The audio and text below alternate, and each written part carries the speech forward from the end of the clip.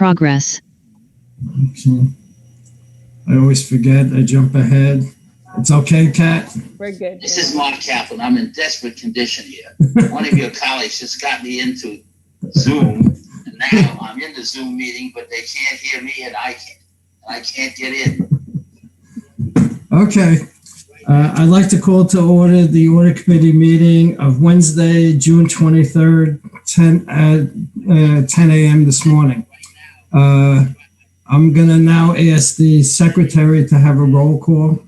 Good morning, everyone. Private members, Michael Switzer, Chair. Present. We have Mark Kaplan on the phone via Mike Switzer's phone. Bud Larson. Present. Representing Mayor Bill de Blasio, Paul Timus. Present. Representing Comptroller Scott Stringer, Jacqueline Thompson. Present. Representing Public Advocate Jumani Williams, Michael Toomey. Present. We have a quorum. Thank you. Now I'd like to have a motion to accept the draft minutes of the meeting of May 26, 2021. So moved. Thank you. Next on the agenda is the presentation of the New York City deferred compensation plans. I know I saw Joan Barrow. I don't know who else is here representing the deferred comp. And I guess I'll start off by asking Joan at least to introduce herself and anybody else, and please make some opening remarks about the deferred compensation plan.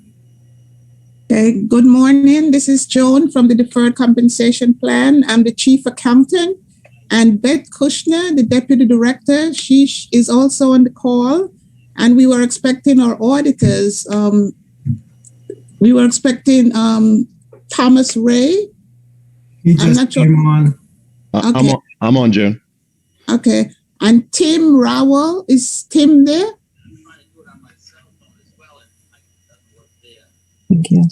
And okay. And then we were also expecting Beth, who's the third person from the cybersecurity audit. James Kaiser. I am here. Okay, great. Good morning, everyone. Good morning. Okay. So we are presenting the 2020 CAP annual report for the deferred compensation plan. And I'd like to say that the combined assets for all the four plans exceeded 26 billion December 31st, 2020. This compares to 23 billion December 31st, 2019. The increase was a combination of investment income, 3.3 billion, contributions, 1 billion, less benefits paid out.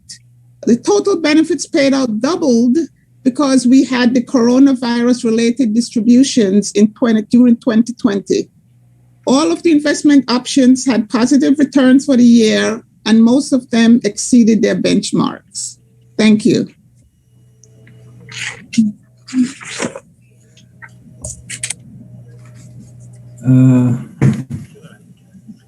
Are there any comments or questions regarding? Could you go through the COVID protocols that affected the plans, and what was the impact? Because you said you made a comment of the kids. Right, we were allowed to. There was additional distributions that we were allowed to make last year due to the COVID, due to COVID-related circumstances. Our office was closed during last year, and we all worked remotely during 2020.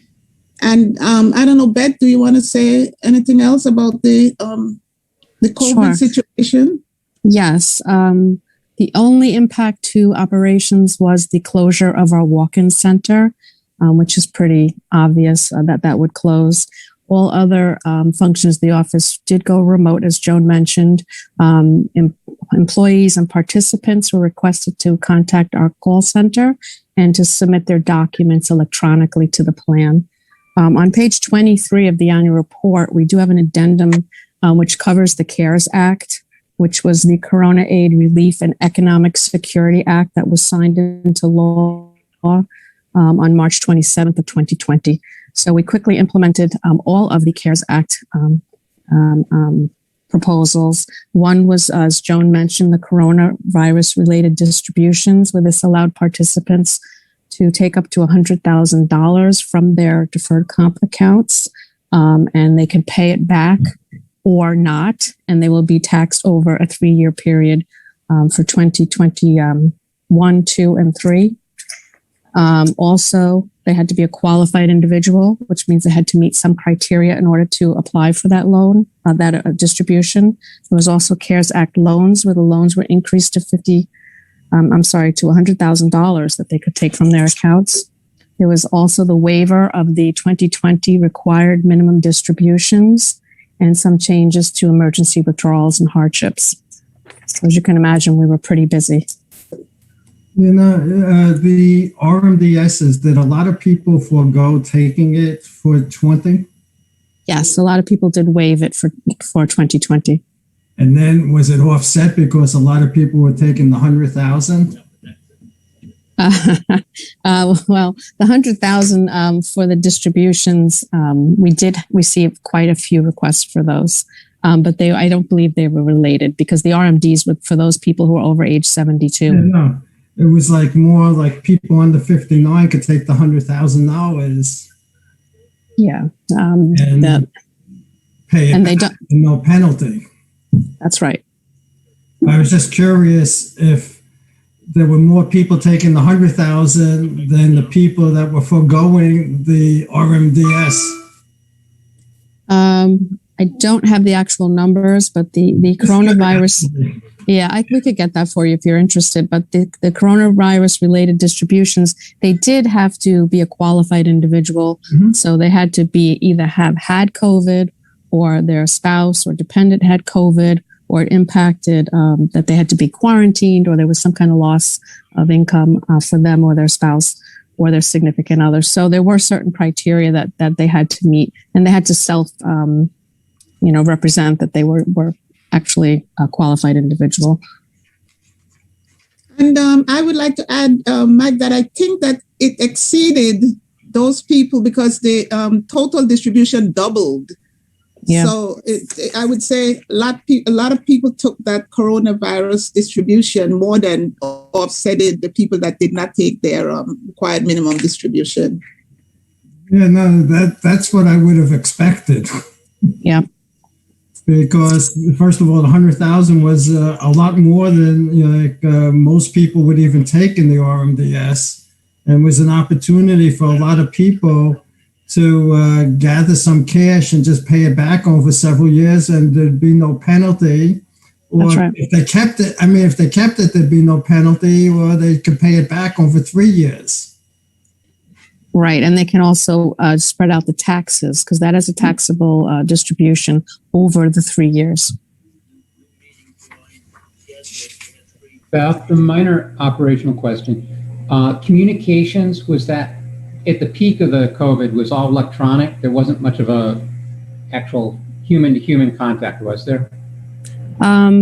Yes, it was mostly electronic. The other thing that we did is the plan has financial planning or financial wellness seminars, which we moved to Zoom webinars, and we have seen tremendous uptick in that. Matter of fact, so much interest that we will continue to provide webinars or online Zoom meetings so that people can have group meetings with our financial planners and have an opportunity to go over things and ask questions.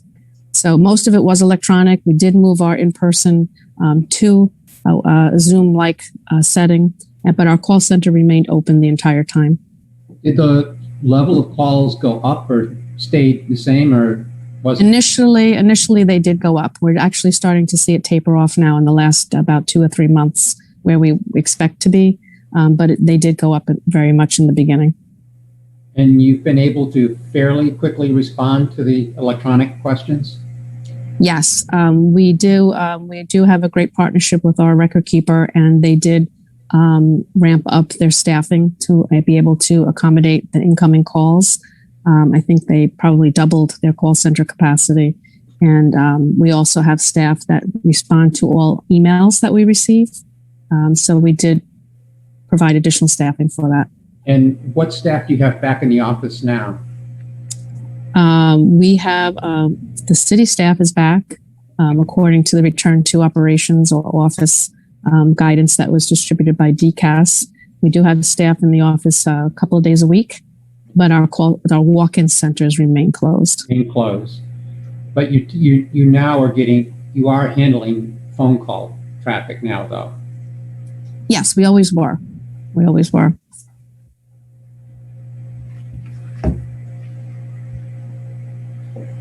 Okay, if there are no other questions, I'd like to move on to the cyber assessment.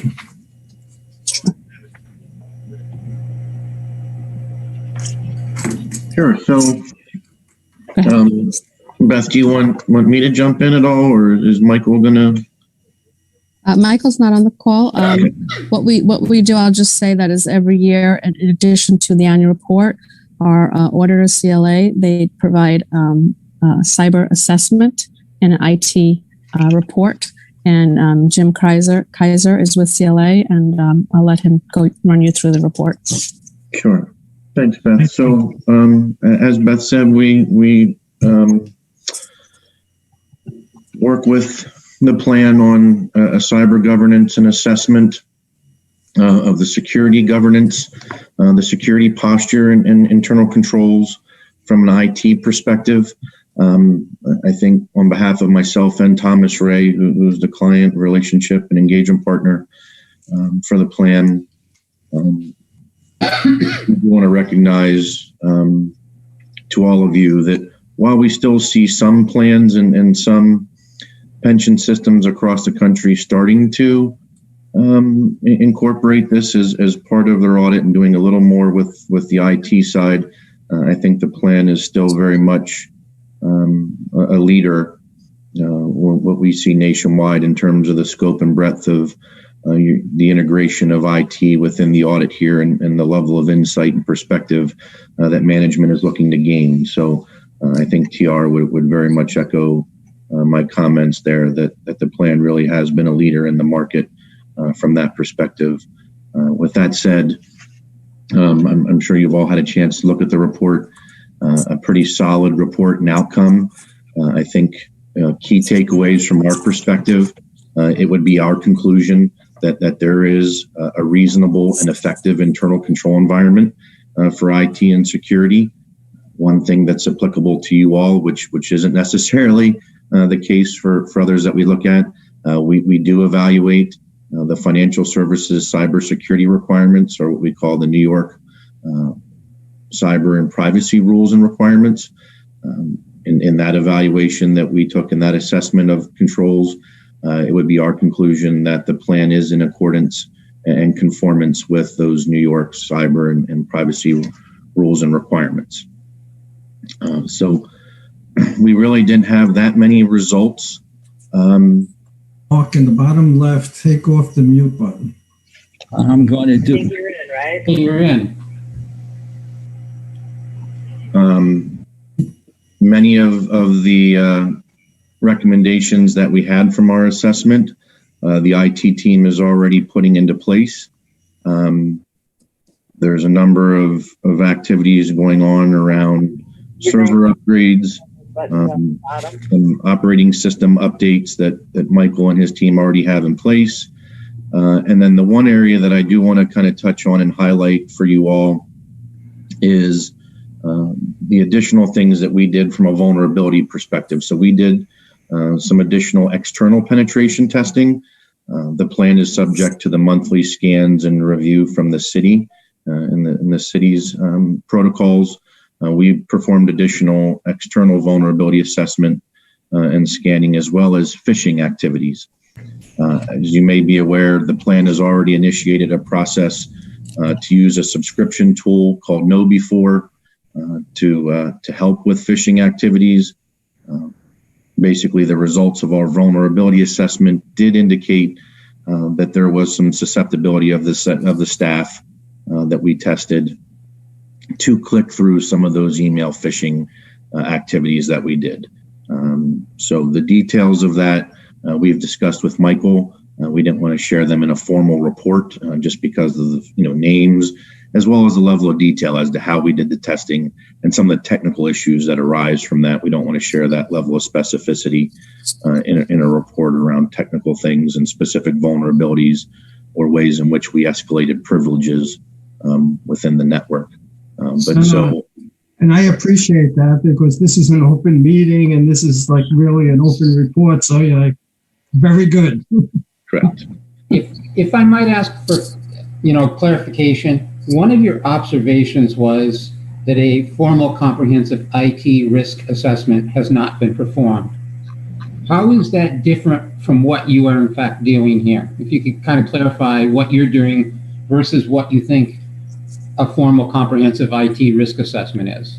Right. So we're very much focused on, and what we're doing on security, and then controls around changes and operations affecting financial reporting. There would be things in terms of other compliance matters, right? We didn't look for any other types of compliance other than specifically that New York privacy rule. There could be other compliance items. We aren't really doing a full compliance examination. There could be areas around operations, things from a nature of, do we maintain schedules of hardware updates? Are we maintaining accurate and updated software listings and inventories? Are we properly updating and patching ancillary systems and software that we have? Hey, we're using Adobe Flash. I don't know that that's actually the case, but if we are, right, that's one that I use as an example, because every week it has different updates and patches that they put out. We're not looking at ancillary systems and whether or not is IT aware that, hey, in 2 or 3 years, there's a broader city or plan strategy to move. So from a budgetary perspective, from a long-term perspective, from an architecture, infrastructure, planning, maintenance, what things might be obsolete, right? When we start to see things like, we identified that there were some operating systems and some servers running some outdated software. The idea would be hopefully, and I'm not saying Michael wasn't aware of this. I think he was, but we want to see those kind of things formally integrated into a risk assessment. What we're doing certainly helps, but doesn't cover things across all aspects of IT operations, from a budget, from a strategy, from a long-term hardware or application replacement and maintenance cycles, things of that nature. Again, other compliance aspects. So it's really, what we're doing certainly helps and covers a lot of risk, but not all aspects of the risk. So are there other vendors that you're considering, right? When you do have a license with KnowBe4, we're not going to be evaluating KnowBe4's detailed results and actions. We'll know that that's occurring. But so on an ongoing basis, you want to be having management update, hey, these are the things that we're seeing on a monthly basis. What risks does that present? And are we then tracking towards monitoring and or mitigating, remediating those risks? Can you hear me? Yes. Yes. Oh, good. I feel terrible about what happened to the system. Do you pay attention to what other people get hit with to see whether or not there are lessons to be learned to avoid the trouble? Because once you get hit, the costs go out of sight. Very much. And that's why specifically, TR, Beth, anybody else, feel free to weigh in, right? But specifically, part of the reason that we layered in the penetration test as well as the phishing is because while we know that the city every month is doing its own scans, we see some things, and knowing the trends that we see of how other plans and what attack vectors there are when they encounter issues, we know that comes from phishing 80% of the time, which you're not going to identify phishing risks or social engineering risk through traditional vulnerability assessments, through traditional network scans, which are what's now being conducted. So we do very much pay attention to that. And that's how we've worked with Dean and Michael and others to tailor those procedures to make sure we're bringing that knowledge and insight from what's really occurring in other parts of the market, others in your industry nationwide, and trying to customize those procedures to bring some value to your IT team in that regard. Do you also occasionally send out fake messages to see how your people respond?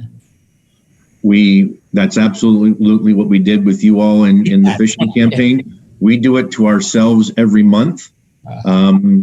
It's kind of a point of contention within our firm because we've now set a policy within our firm that if you do succumb to the email phishing, you must go through a 1-hour training, and then you will be hit with the phishing attack every month. So we go through, it's done every month, but everybody's put on a quarterly rotation. So you get hit 4 times a year. If you succumb to any of the attacks, you're hit every month and you must go through training. If you succumb to that attack again, you're then put on probation within the firm and go through an extensive training session. And there are additional penalties then if you click on the wrong thing 3 times within a rolling 12-month period. The firm's HR can take action against our employees at this point. I don't recommend that because having lived through it, I feel like that's really, really difficult.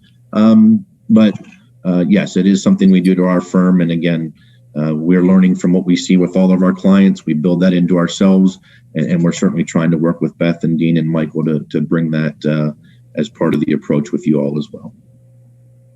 That's right. What I'll add to that is that the KnowBe4 that Jim is referring to is the software application that we purchased that will help our IT team conduct these phishing email exercises. There's training tutorials. There's a dashboard where the IT staff can monitor who's taking the training, who did not do well on the phishing campaign, who took the bait, so to speak, and they will receive additional training. So that is something that we will focus on throughout the rest of this year and continue to focus on going forward, because we understand that is a big concern and that's a big risk, and that's where a lot of the issues start with the users. Yeah, most of the problem comes from people. That's right. If I could go back to the formal risk assessment for again just a moment, just curious as to where that stands as far as deferred comp's response to it. It says we will establish a formal risk assessment review process annually. If you could clarify what that's likely to be, is it something that you started? Is it going to entail a third party, or is it something that you think you can do internally? We have just started to look at that to more formalize these items, because as Jim alluded to, that there are things that we have in place now with, for instance, our service agreements with our third parties now, like the firewalls, et cetera, software companies. But to formalize that and to put it into one documented process is the task that we are faced with right now. And we will be doing that over probably the next quarter, is looking at that and determining how we can put that together in a more formal, consolidated way so that we can look at that more easily and present it to the auditors upon request. Okay, so when you next appear before us, we'll likely have a formal plan in place. That is correct. And we have shared and worked with Michael. We've given him some template formats, just some structure, different, ways in which you can approach it, and then again just some reporting format outcomes from a template perspective that we redacted. So I know he's already working through how to actually process and assess each of the risks and what the format of that looks like ultimately as well. Thank you. Yeah, I just want to go on the record. I am not the Michael that they're referring to. No, this is Michael Borshak, our IT manager. I just wanted, like the other committee members don't think like I'm getting all this information backdoor. Are there any other? I'm on the board of a company that actually got hit, and it's a very uncomfortable experience. Sure it is. Are there any other comments or questions regarding the deferred compensation plan or the IT area? Mike, I don't know if anybody wants the little things, and I'm late, so it probably can go another year. But okay, Mark, why don't you just we'll get them to Katrina, and Katrina will then pass them on to Beth or Joan. It's fine. You can take a look at them because one of my pet ones is that the city of New York, it starts with a capital T. We tried to be very cognizant of that this year. Yeah, you haven't. But the other thing I have is that there are, if you look at the people you do business with, in a couple of cases, the amounts are so small that I don't know why you bother. I'm looking on page 40. One of the insurance carriers here is in one of the plans, initial plan, it's got what it looks like $4,000. It's not the particular, but do you have some threshold about below which you don't want to invest because it's just the administrative cost is too great? These are for managers that were terminated, and these are probably just residuals. Oh, is that what it is? Yes, they're just residuals. And we will talk to BNY Mellon to see if they could close these out before the end of the year, or we will combine them with the other managers next year. It just looks a little odd, that's all. And I have another one. In the cash and cash equivalents, you talk about being on deposit. We're accustomed to seeing where there's cash, either you say that you'd keep it with good banks and you monitor it, or you get cash collateral. It's on page 38. It's cash and cash equivalents. And I assume it must be a fair amount of cash occasionally. And you could only for $250,000 a bank. Do you collateralize anything over that?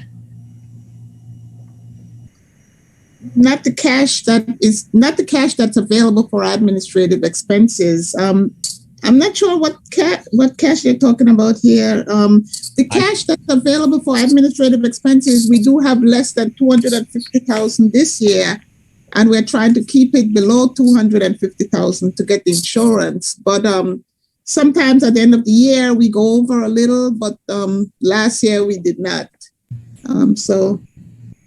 But I couldn't tell from this whether it was all right. Well, if in fact that's what you're doing, it might be a good thing to say, because people, I think almost every other one we see talks about either deposit or collateral or below the numbers. You think? I'd suggest you just look at that. Okay. Which is different. The other thing is that you're the only one I've seen this year that doesn't talk about COVID. There's a whole... We did in the transmittal letter. There's a brief statement, and then as I just mentioned, we put an addendum on page 23. Mm-hmm. I'm sorry. To how the CARES Act implemented the plan and its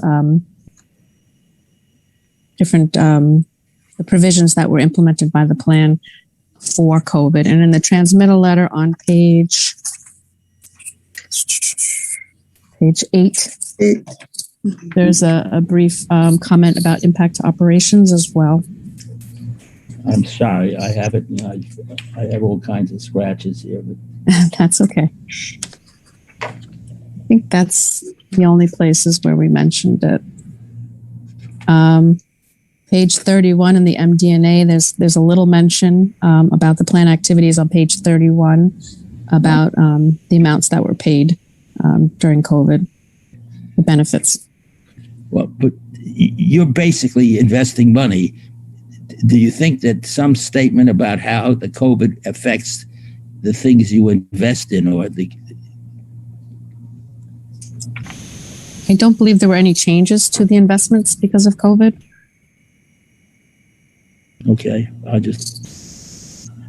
I saw one recently, not as big as this, but where there was some language in there that about the COVID's impact on the companies and therefore the market price and that sort of stuff. All right. All right. If Mark will get his editorial comments to Katrina Stauffer, and she'll pass them on to Joan or. I'll get them to you. Okay. Maybe the easiest way, Mike, is I can. I'll figure out how to fax the pages with the marks on them. All right. Well, we can figure that out later. But for right now, I'd like to thank everybody from the Deferred Comp and the auditors for coming to the audit committee this morning. And I'd like to apologize to everybody for what happened to my firm system. No problem. Well, thank you very much. We'll drop off now. Thank you. All right. Thank you. Very much, John. There are no other items before the audit committee this morning, except that I had actually called Katrina early this morning to see if there was any anticipation to have an executive session, and she had said not for today. But there is something that she would like us to schedule a July meeting for the last week in July. And Katrina, correct me if I'm wrong, and that's basically to go over the actuarial auditor selection. Right. That will be presented to this audit committee. And by charter, we're the ones that select the auditing firm for the actuary's office. So is that what I'd like to do is schedule a meeting.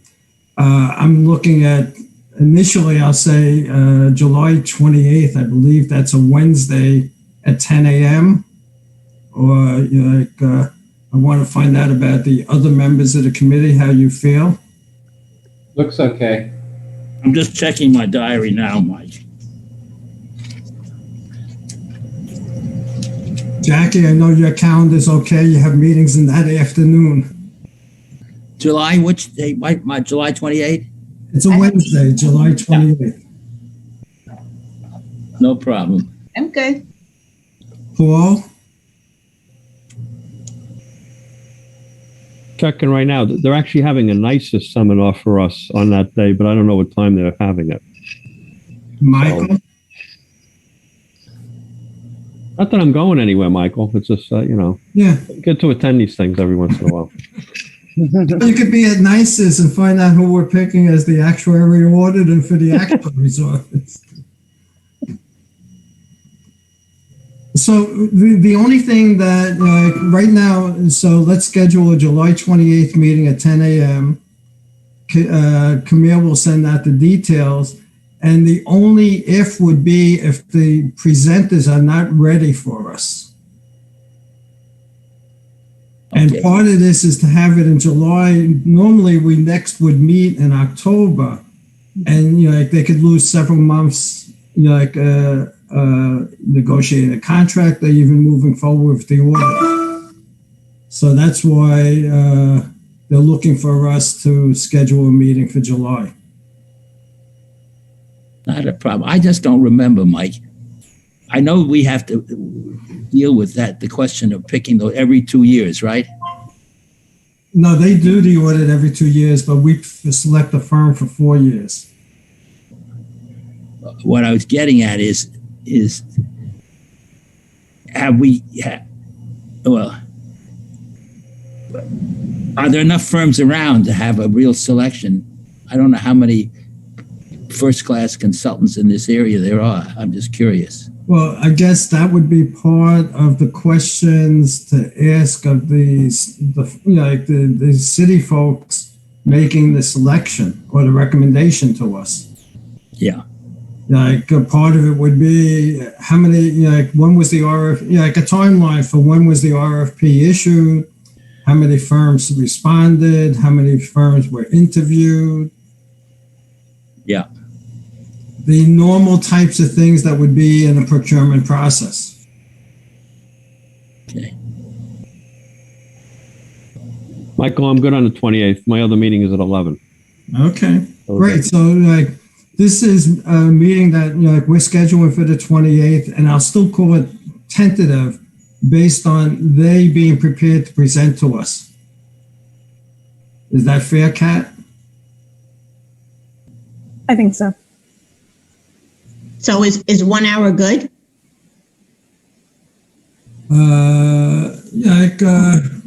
I would schedule it for an hour and a half, but it should be just an hour. Okay. I promise to be on time. We'll have Mark start to log in on the 27th. Actually, I started to log in this morning an hour early. All right. If there's no other business or anybody has any things to go over, Mike, I'm sorry. I also want to mention that in the July meeting, we'll also have an update on the single audit. Okay, so it looks like definitely an hour and a half. And for those of you that are calling in from the beach, remember to have sunblock.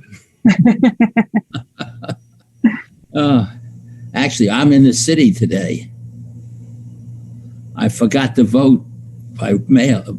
So Mark, that's why you had issues this morning. You should have stayed up in, what is that, Putnam County, and you didn't have that many issues. It was our firm system. Heavy duty apologies from our technical people. That is fine. So, if there are no other items that come before us or no other comments or questions, I want to wish everybody a happy summer and be safe and be well. And I'll entertain a motion to adjourn. Motion to adjourn. I'll move it, but I didn't get any newspapers this morning. Who's ahead in the race? Adams. Adams. Followed closely behind by two ladies. That's very suggestive.